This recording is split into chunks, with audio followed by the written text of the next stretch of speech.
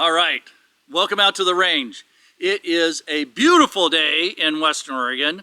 We're going to try to get this done while we still have some sunshine, so bear with us in the shadows, etc.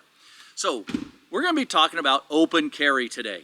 And before we get into my selection of open carry firearms, which are predominantly handguns, we need to talk about some of the responsibilities that go with open carry and what your definition is of open carry. When I talk about open carry, in my mind I have this kind of setting. And before we go any further, from this, when we start shooting, from this point behind me and all the way in a straight line this way is safe. So my muzzle is pointed in a safe direction right now. With that, what is your idea of open carry? Obviously, I have a firearm on my hip here. I have a spare magazine over here, okay? And I'm looking like this right now. If I walk down the streets of most pavement cities in our nation, somebody's going to call the cops and report me for walking down the street looking like this, and the cops are going to come and ask me, "What are you doing?" Now, if your intention is to make a statement, that may be what you want to do. If your intention is just to be protected, this might be a little overkill for the normal day. But those are decisions you have to make and you have to address in the area you live in. Keep in mind, even though you are, where I live, fully legal to stand on a sidewalk in the public dressed like this, somebody might have an objection to it, and they're going to call the cops. And the cops then have a choice of saying they're within their rights, which they probably won't do, or they will come out and talk to you and then, ask for your ID and all those things. And you're going to say, depend upon who you are, well, I have the right, I don't have to identify myself.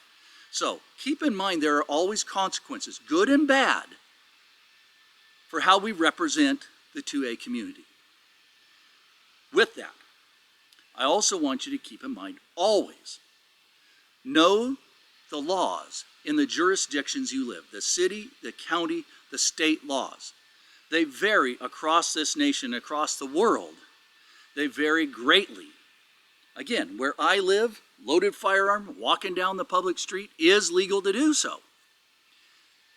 Maybe you don't want to dress quite like this, but keeping a smaller firearm on your belt in the nice summertime weather is a little less obvious. I see it all the time where I live. So, we're going to get into the firearms I like. And I'm going to leave this opening with this. Before you just throw on a long gun and lots of ammo, it doesn't matter what type of long gun, think about, 1, the message. 2, what are you trying to do? Where are you? Where I am right now, this is perfectly adequate. This is great. There's deer around here, there's turkeys around here, all of which are out of season. There's bear, there's cougar sometimes. Okay, we're out here, we're away from the public. And I'm not saying you need to hide. Where I used to work, everybody knew I was a cop. I went around town all the time with my off-duty handgun and a badge on, not concealed. I don't do that where I live now. I haven't done that for the 26 years where I used to work. So, again, it's all choices you need to make in what you want to represent, where you live, and what the purpose of what you're doing that day is. And nothing I'm saying today, other than know your local laws, is a recommendation for what you should go out and do. It's just my experience, my opinions, based on my training and life so far. So let's get into the guns I like, and we'll do a little bit of shooting today. So let us get set up, and here we go. All right, welcome back. We've got a few of my firearms laid out here that I like to open carry. And again, when I talk about open carry, it's out when I'm camping out in the woods, or I'm out hunting, or I'm someplace that I'm not around the general public and not on the pavement. Otherwise, I personally carry concealed. Again, it's everybody's choice. That's my choice. So let's start with this Smith & Wesson M&P 22. It's a 22 long rifle. It's got ambidextrous safeties. rail light. It's just like the 9s and other caliber M&Ps. It's lighter weight, it's full size, and it makes a great little gun if you're just shooting smaller game, smaller whatever, and you want a lighter gun to carry. One of my other ones here is a Smith & Wesson 629 Classic, 44 Magnum, 6-inch barrel, 6-shot, stainless steel obviously. And if you want a lot of weight to carry around, I like that. 44 Magnum, really good round out in the woods. Going down a little bit is my Model 27, 357, 6-shot, 3.5-inch barrel, end frame, so it's 44 mag frame in a 357. We have the Glock 20, 10 millimeter. We've talked a lot on this channel recently about 10 millimeter. Another good outdoor caliber. Standard capacity is 15 rounds, so a lot more than your 6-shot revolvers. Still more than the 10-shot 22 long rifle. So if you think that you need to carry for 2-legged attackers and 4-legged, the 10 millimeter in any of the standard capacity 15 round type firearms like this Girsan is probably what you want. The largest one I have is this Magnum Research BFR 450 Marlin 10-inch barrel 5-shot single action revolver. Similar to Paul's 444 Marlin, the guns look almost identical. That gun is a lot of gun, and you probably don't want to be carrying other firearms at the same time just because the ammo and the gun are really heavy. If I'm trying to be a little less obtrusive, and I think I'm just going to go take a hike, I have my Springfield Hellcat here, 9 millimeter. We talked about this one in a different video. It is less obtrusive, obviously, than carrying something like this on your hip, right? So, again, it all depends on what you think you want to do, where you're going to be, who you're going to be around. Couple different holster options. This is an easy go on and off my belt. This is for the Glock 22, 40 Smith & Wesson. It's kind of a training slash soft close type holster that I can put my duty weapon into, or my old duty weapon. My table's on an angle today. All right, and on me I have the Girsan 10 millimeter 1911 style 6-inch barrel Girsan Hunter. Okay, I'm really starting to like this gun. We've done a review of this firearm. We got some more shooting to do. Like I said, I'm really liking the size, the weight, the capacity, and I can hit fairly well with it. It's for the few rounds we put through it.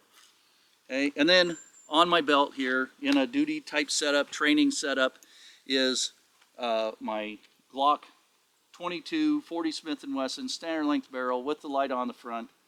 All right, and just a duty holster. And I do have plans to try to upgrade this with an optic. And then we got, 3 mags. So this belt is like a duty belt, like a battle belt, but it's not all kitted out yet. And if you see me standing here like this, or like this especially, that's after a lot of years of when I put a belt like this on. I kind of rest one arm here, and I always want to know where this is, so there's somewhere I'm resting on it, etc. So bear with me about habits. All right, so let us get some targets set up. We're going to demonstrate the firearms, do a little bit of shooting. We haven't gotten into soda jug season yet, so we got water bottles in the stead, and we're going to shoot those, a little bit of practice for the upcoming soda jug season. Any one of these firearms would do great for soda jug hunting. So, here we go. All right, here's a close-up view of the calibers we're going to shoot today, in basically a descending order of their power. 450 Marlin, 44 Remington Magnum, 357 Magnum, 10 millimeter, 40 Smith & Wesson, and 22 long rifle. So we're going to get guns loaded up and show how they do. All right, we got our stand-in soda jug set up. We got the firearms loaded up. We're going to start with our M&P 22 and 22 long rifle.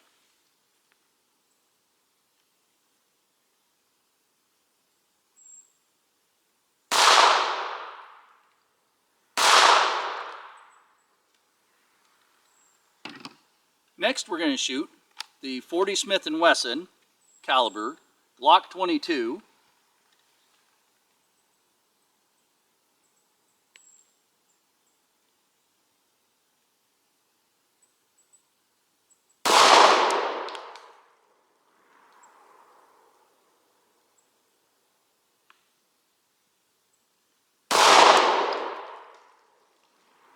All right, let's get some stand-in soda jugs reset, and we'll pick another couple guns.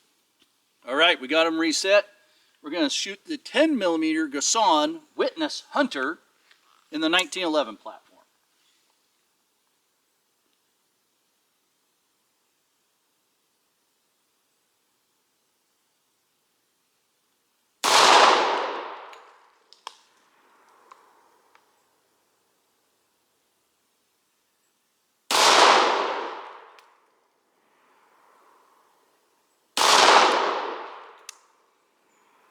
All right, looks like the others decided to take a nap, so let's get reset again, and we'll pick the next one. Okay, we're ready to shoot the Glock 20 and 10mm.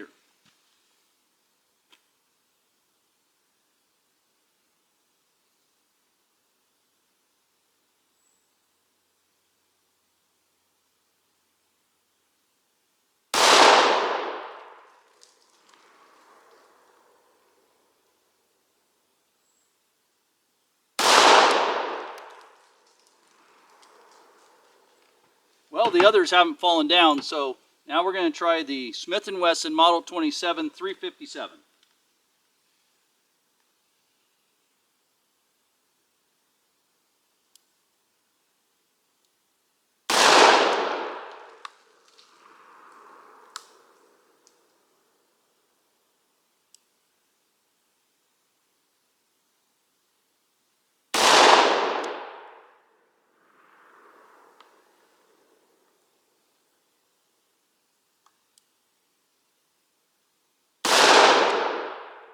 Okay, let's do it one more time. All right, we're going to move up significantly in caliber now. And we've got a couple little bit bigger and one a little bit farther out. So we're going to shoot the 44 Magnum 6-inch barrel Smith & Wesson Model 629 Classic first.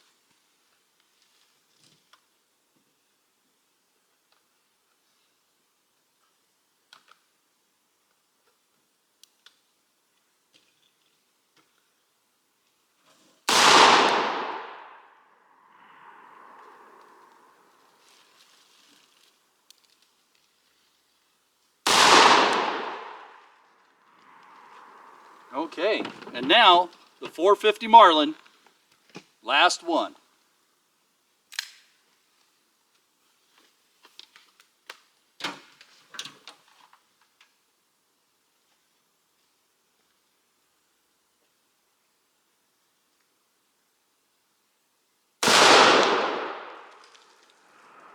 And with that spectacular thing, we'll quit shooting and we'll get back to you. Okay, what a spectacular last shot that was on the water jug with the 450 Marlin. Remember, we're out here doing a little bit of practice, a little bit of training for the upcoming soda jug season. If you like semi-autos, the 10mm is a really good open carry, especially for what I like to do open carry, and that's out in the woods without a rifle necessarily if I have a full-size handgun with me. Standard capacity, 15 rounds. If you're doing some handgun hunting, 450 Marlin, although they don't make a lot of ammo for it anymore. 44 Magnum, you still get ammo. 357, you can get ammo. If I'm carrying a full-size rifle, like I'm deer hunting or whatever, the 22 might be a really good companion to that. As we start out today, remember, when you're doing open carry, you need to keep in mind where you're open carrying. Always follow the rules, the laws in the jurisdiction that you're in the settings you're in. Remember that not everybody wants to support your Second Amendment right. So, carry responsibly, carry within the laws. Keep in mind, nothing I'm saying today is a recommendation of where and how and when you should carry, especially an open carry firearm. With that said, get out, go to the range, train, practice, and always be prepared for the worst situations.